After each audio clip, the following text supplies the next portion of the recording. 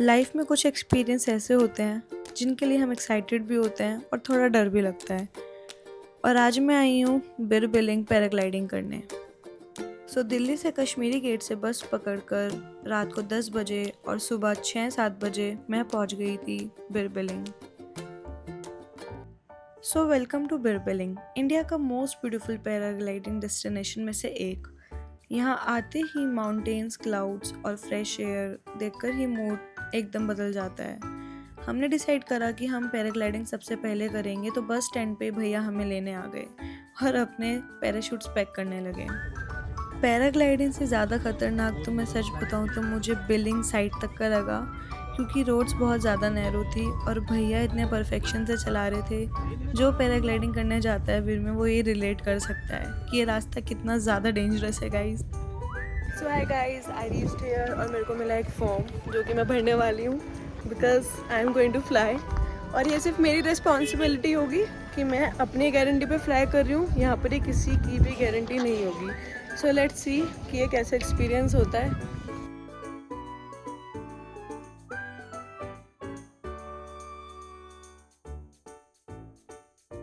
हम यहाँ पर आ चुके हैं जहाँ पर हमारी टेक ऑफ होगा और फिर हम यहाँ से फ्लाई करेंगे। जूम देखते हैं, फिर नीचे मिलते हैं, मज़ा आएगा। और अब फाइनली वो मोमेंट आ गया है और अब मेरे को एक्चुअली में उड़ना है। थोड़ा नर्वस थी because this was my first ever paragliding experience. फिर इंस्ट्रक्टर ने बोला रेडी रन, और बस भागे भागे और आ गए। That moment, I literally forgot to be scared. I was like yelling. But guys, I can't even explain this feeling. नीचे पूरी वैली, दूर माउंटेन्स और ऊपर ब्लू स्काई, और मैं इन सबके बीच में हवा में। This view is so beautiful. ऐसा लग रहा है जैसे सबको पैराग्लाइडिंग ज़रूर करनी चाहिए।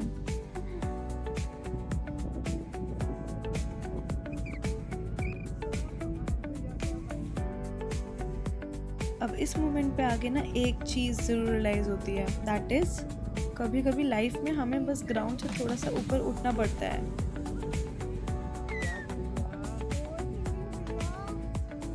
और यहाँ फिर भैया और मैं थोड़े जोक्स छोड़ते हुए एंजॉय कर रहे थे। But first time paragliding experience was honestly one of those moments that I know I will remember it for my life time. अगर आप भी बिर बिलिंग आ रहे हो तो इस एक्सपीरियंस को डेफिनेटली अपनी बकेट लिस्ट में ऐड करना, because sometimes you don't need wings to fly, you just need the courage to take that step, and that was my first flight. अब भैया थोड़े स्टंट कराते हुए, मौसम काफ़ी ख़राब हो गया था हमारे टेक ऑफ करने से पहले, तो गाइस हम बहुत ज़्यादा नहीं ऊपर जा पाए। बट भैया ने थोड़ी कोशिश करी कि वो मेरे को थोड़े बहुत स्टंट करा दें because I was very excited for stunts.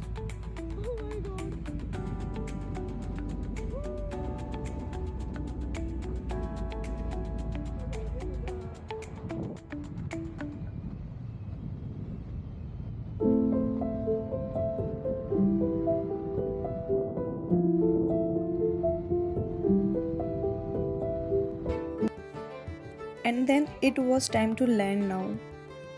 Honestly मुझे लगा था लैंडिंग के टाइम पे तो भाई कुछ ज़रूर होने वाला है, बट समहाउ इतनी स्मूथ लैंडिंग हुई कि भाई पता ही नहीं चला।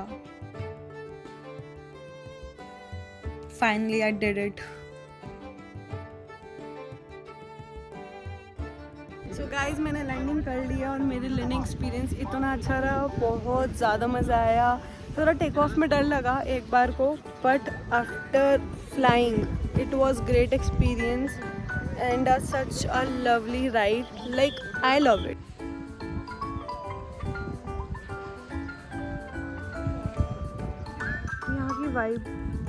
यहाँ की वाइब बहुत प्यारी है, लाइक हर जगह पैराशूट्स, ये सब लोग धीरे धीरे लैंडिंग करेंगे। तो फाइनली पैराग्लाइडिंग के बाद अब हम आ गए थे अपने रिजॉर्ट, दिनामलांग रिजॉर्ट, जिसकी वाइब अपने आप में इतनी प्यारी थी, एकदम नेचुरल।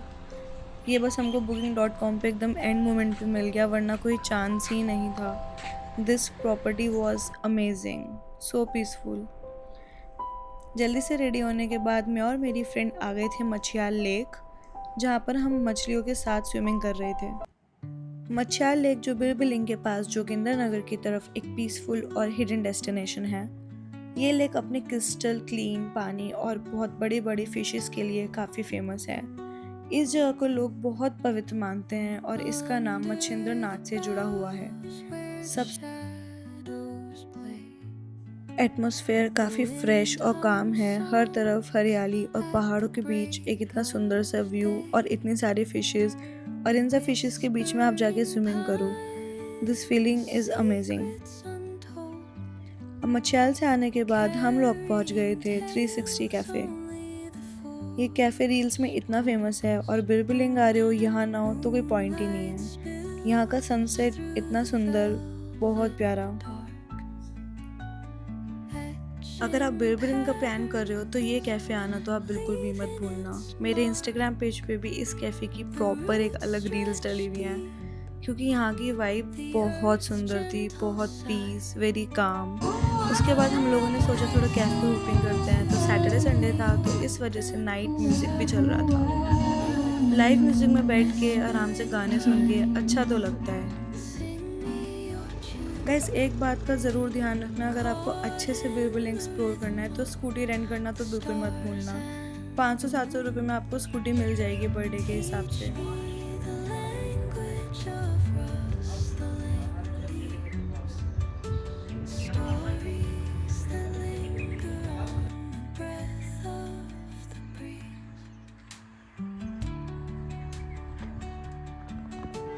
अब मैं आई हूँ बैजनाथ टेम्पल, जो कि महादेव का है, और यहाँ के लोग काफ़ी बिलीव करते हैं इस टेम्पल को लेकर, और ये बहुत ही अच्छे से बनाया गया है। मंदिर की वाइब कुछ ऐसी थी। कहते हैं यहाँ पर जो भी आता है खाली हाथ नहीं जाता। मंदिर के बाद अब हम आ गए थे टॉय ट्रेन देखने। हमारे पास टाइम तो नहीं था टॉय ट्रेन में बैठने का, बट हमने स्टेशन एक्सप्लोर किया और ट्रेन मेरे सामने ही डिपार्ट हुई है, तो that was the best part.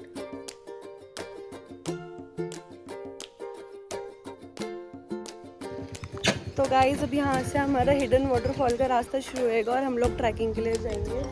And this one the only cafe, the hide out cafe. फिर उस नंबर दिख रहा है मेरे को, बट 1.5 घंटे में ये लोग कह रहे हैं कि हम लोग आना जाना कर लेंगे। So waiting for waterfall. ये हमारे गाइड भैया भी आ गए हैं हमें गाइड करने के लिए। बस भैया नींबू पानी पी के चल रहे हैं, थोड़ी एनर्जी ले लें। तो guys, I am trekking to hidden waterfall in Bir, जहाँ पे सब भैया गाइड्स को ले जाते हैं, और मेरे को भी सी थकान हो रही है क्योंकि काफ़ी टाइम से मैंने ट्रैक किया नहीं है। अब देखते हैं वहाँ का व्यू कैसा होगा। ये बिर का हिडन वाटरफॉल है और यहाँ पर बिना गाइड के तो कोई जा ही नहीं सकता, बिकॉज इसका रास्ता इतना ज़्यादा अजीब है। कभी आप रॉक क्लाइंब करोगे, कहीं कहीं रास्ता ही नहीं होगा, तो without helping of guide you can't achieve it. लेकिन वहाँ पर सिर्फ मैं और मेरी फ्रेंड और हमारे गाइड भैया ही थे, इसके अलावा कोई नहीं था।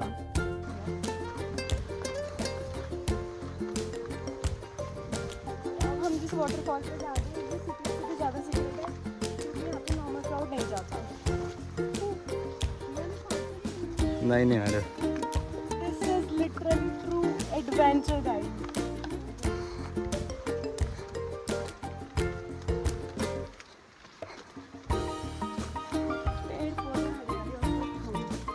और ये है बिच्छू घास, जो ये आपके इधर उधर हैं जो लगे हुए सारे बिच्छू घास हैं।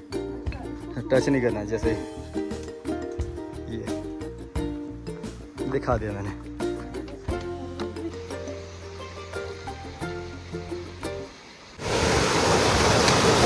आधे घंटे चढ़ाई करने के बाद हम लोग आ गए हैं बेस 1 पर, और ये है base 1।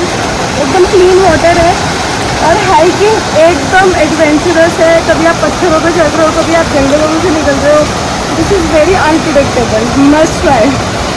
So guys, I reach my the destination and the waterfall is so good.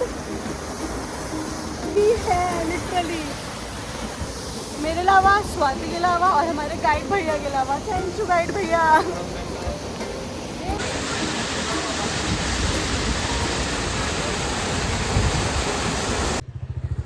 Waterfall के बाद जो बारिश हुई है भाई, हम लोग पूरा भीग चुके थे। फिर मैं और मेरी फ्रेंड आराम से कैफ़े आ गए और हम सनसेट का वेट करने लगे। वाटरफॉल वाला एक्सपीरियंस बहुत ही भयंकर था, इतना एडवेंचरस। उसके बाद हमने आराम से अपना स्नैक्स लिया और हम पैराग्लाइडिंग साइट पे चले गए। अगेन 360 कैफ़े और यहाँ पर अपने सनसेट को कैप्चर करने लगे।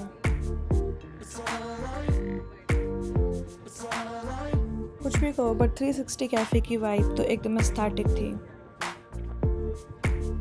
यहाँ पर एकदम शांति से बैठना सबसे ज़्यादा पीसफुल था। मैं और मेरी फ्रेंड स्कूटी की एक राइड पे निकल गए और उसके बाद हमें नेक्स्ट डे जाना था त्रिहुण ट्रैक। उससे पहले हमें रास्ते में मिले ये टी गार्डन जो कि बहुत सुंदर थे। नेक्स्ट मॉर्निंग हम लोग धर्मशाला पहुंच गए और फिर त्रिहुण ट्रैक के लिए जाने लगे, जिसके लिए हमें पहुंचना था मैक्लोडगंज। ट्रैक शुरू करने से पहले हमें ये भैया दिखे जो बहुत ही अच्छा म्यूज़िक बजा रहे थे। If you are watching my vlog till here, so first of all, thank you so much for watching my vlog because यहाँ तक बहुत कम ही लोग आ पाते हैं। Please subscribe my channel and share it. And if you are planning for a bear building, please do not skip these places which I have mentioned in this vlog. 360 degree से sunset देखना तो बिल्कुल भी मत भूलना, ये बहुत बड़ी गलती हो जाएगी। यहाँ का सनसेट इतना सुंदर था कि सब कुछ इतना प्यारा लग रहा था। Green, yellow, this colour combination was so beautiful.